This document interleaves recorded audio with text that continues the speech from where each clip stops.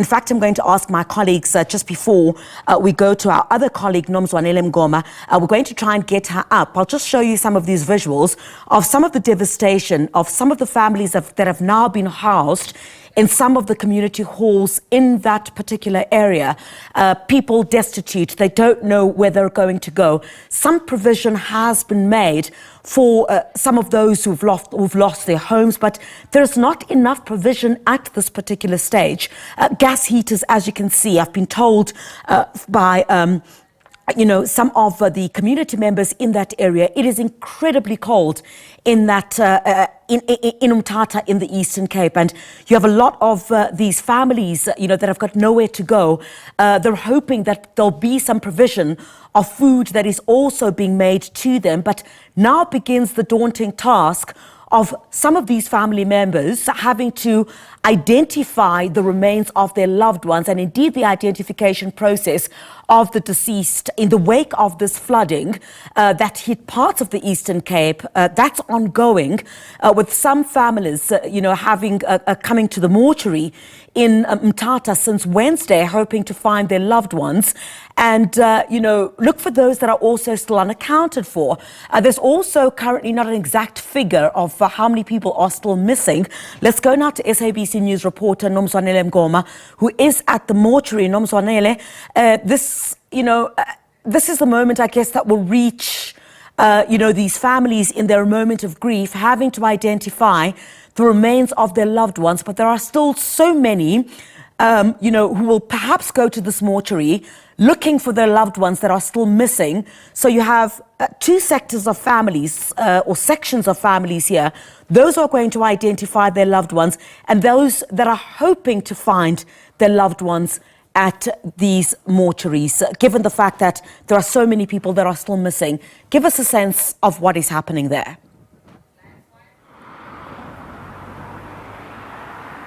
Greetings to you, Griselda, and to the viewers at home.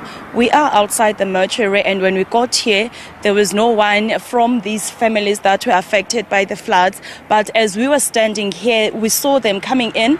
They're not many, but they did come, and we also heard that as the process started on Wednesday, some managed to find their family members, but we also have cases whereby some found some members, but not all of their family members, finding their children, having to identify their children, and describing this experience as a very devastating one, because for them to identify their family members, they had to identify themselves first. So it was a very horrific experience to them. But as we are here, we are hoping that we will be granted access to go inside, because yesterday they did not want us to go in or do interviews inside their premises. So we are still hoping that they'll give us access to go inside and at least to speak to some of these members that are here. The process started on Wednesday. Missing, searching for those bodies, because some family here hoping to find their loved ones, but they were not here. So they're still hopeful that as the process of searching for these bodies is still continuing, they will still find other family members that they did not manage to get. But from here, we will go to the centers where they are, especially in Dikolini and Slova, just to get a sense of how they are doing, and maybe get an update from yesterday while they were here, if they did manage to get more bodies to identify, more bodies. But and until then, we'll get you more information when we get to these centers. Let's back to you in studio, Griselda. All right, Nomzwanele, just talk to us about the trauma. These families have really gone through the most. They've lost their homes. Some of them are going to identify the remains of their loved ones at that mortuary, and others are going there in the hope that they will find their loved ones, even if they're not alive. That gives a sense of closure for them about knowing where their loved ones are. Talk to us a bit about what do we know at this stage in terms of, is it all the bodies that are identifiable at this stage? Because there is a possibility with those that have been swept away by the heavy rains and having been there for some hours, the conditions of the remains of the victims in this tragedy, might not be recognizable? Is there that fear at this particular stage? Paint a picture for us of what these families are saying. They are very devastated, Griselda, and as I've said before, some came hoping that they'll find all of their family members, but only to find few of them. For example, there is a mother who came here and only found her mother and her 2 sons, and she's still hopeful that she will get her eldest son. She's not the only person who did not identify all of her family members. There are other families that are still hoping that as the search is still ongoing, more bodies will be brought here and they will get all of their family members. But the identification process is still underway, meaning there are bodies that have not been identified yet. And when Griselda, these people, they are very in a trauma, in a very much a trauma, because the issue of identifying these bodies need them to identify themselves before they can do the identification of their family members. And you remember that these people lost all of their belongings, all of their documents, so it is a bit of a struggle. But as we go to them after this interviews here, we'll go to them and see how they are picking up the pieces, because yesterday when we were at Dikolini, we saw some moving their furnitures, and they were very mad, but they were trying to pick up the pieces of what was left, because not all the houses were destroyed. There are houses that are still remaining, so those families are still trying to fix what is left in those houses. But those who are at the centers, they were assisted with food, blankets and clothes, because when we were there yesterday, during the president's visit, they were very hopeful that now that the president came to them, not only the president and other ministers, Minister Velongosini Tlhabisa, Minister Kwahube, and Premier of the Eastern Cape, they were very hopeful that at least they are being attended to, they are being assisted, so they are still hopeful that more help will be given to them, and they were promised that they will not be placed back to where they were, because the area is prone to floods. They will be moved to a safer area, so they are still hopeful that at least the government is trying by all means to assist them. Nomzwanele, and I can see, those families behind you, and I'm sure throughout the course of the day, you're going to have, scores of families, while they try to pick up the pieces, there's the devastation that they have to go through of identifying the remains of their loved ones, while some of them don't even know where they're going to get a place to sleep. Also, just for your knowledge, we also have on screen a picture of that devastation, the true nature of what the situation is like on the ground, where you have families that are being accommodated in these community halls. And how long are they going to be there? What is the plan of action in terms of government to get them housed in other accommodation? That's obviously, Nomzwanele, going to take, it's not going to be overnight at all. The cleanup operation itself is not going to be overnight at all. Is there any talk also, Nomzwanele, at this particular point about whether the provincial government will be coming together with these families, perhaps to have a memorial service or even a joint funeral? Where are we in terms of what happens next? At the moment, Griselda, when we spoke to the authorities about that, they said at the moment they are focusing on finding the missing bodies and concluding the identification process, and then they will plan on the burial issues after these processes have been concluded. But we also heard that there will be a day a day of mourning here in the Eastern Cape, just to respect the lives or to honor the lives of the people that lost their lives during these floods. So at the moment, it is the searching operation and the identification process that are currently being discussed and concluded on. But in terms of the burial the government will give us an update after these processes have been concluded in terms, because we also raised a question of the mass funeral, if they will hold a mass funeral or how they were planning to bury these people. But they said at the moment they are focusing on the issues at hand, and when all these processes have been concluded, they will now discuss and give an update on how these people will be buried. But they did promise that they will assist in terms of the burials.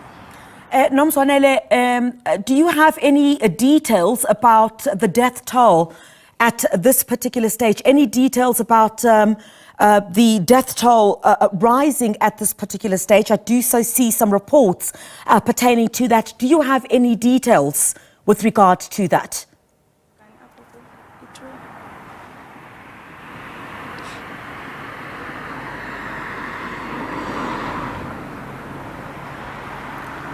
All right, Nomzwanele.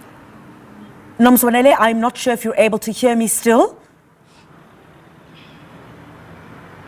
I can hear you now. All right. Any details, further details, Nomzwanele, on whether the death toll has risen at this particular point?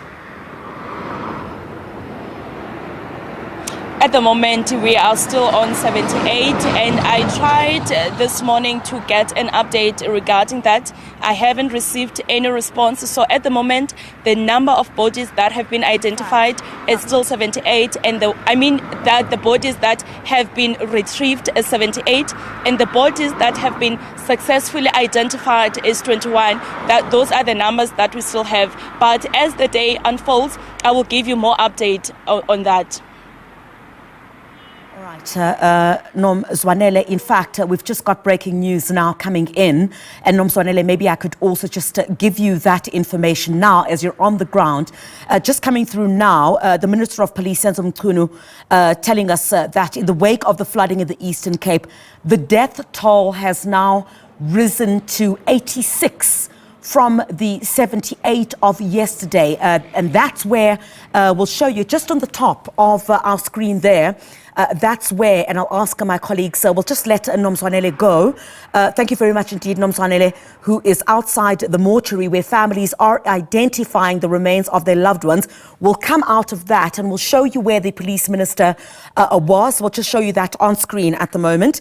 That is right on the top towards my left. Colleagues, can I ask you to please bring that in? And that is where the police minister was addressing the rescue teams. And that's where we got details on the latest developments now. We're hearing that the death toll in the Eastern Cape floods has now risen to 86 from the 78 yesterday. And this information coming through from the police minister, Mngoma, who was addressing rescue teams. You'll see there on my left, addressing rescue teams, those who participated in, this emergency, this devastation that had hit the Mthatha in the Eastern Cape. And officially, we'll have that on your screen in just a few moments, that breaking news at this stage. I'm going to ask my colleagues if at all possible, we can have that in just about a moment. The death toll, breaking news, the death toll rising to 86 from 78 yesterday in those Eastern Cape floods. Sanjay, you could certainly see that, residents also still trying to pick up the pieces. We know that some rescue teams, the gift of the givers, have remained on the ground. And those search and rescue efforts are still continuing. And I guess the fear at this particular stage is whether or there might be a huge possibility that once these waters subside, you will also have perhaps more bodies that might be retrieved once that water subsides. What the rescue teams are dealing with at the moment is, of course, waters that are still not quite manageable, but the expectation is that once those flood waters start subsiding, that the remains of more victims in this tragedy will be found, with the death toll, as you can see on our screens, rising from yesterday's 78 to 86 this morning, as confirmed by the Police Minister, Senzo Mchunu, who a few moments ago had also spoken to rescue teams in Mthatha. Certainly words of encouragement that we saw from them there. Perhaps we could have those visuals on our screen. We still have them from our colleague Nkululeko Nyembezi, who is in Mthatha, and that is where the police minister was addressing those rescue teams. You could see some of the T-shirts there, the response team. You've got paramedics that are also on site there. You've got the gift of the givers that is also on site there. And there are fears, of course, that while the search continues, there might be the remains of others that may be found. Absolute devastation in that part of the country, an absolute disaster of what has taken place in Mthatha in the Eastern Cape. While these families are hoping to pick up the pieces, there are many that still don't know where their loved ones are at this stage. But we will keep, we're told now that the death toll in the Eastern Cape floods, in particular in Mthatha, the death toll has now risen to 86 from the 78 that we saw from our teams yesterday. And the devastation certainly is something that these families are going to have to contend with for a very long time now.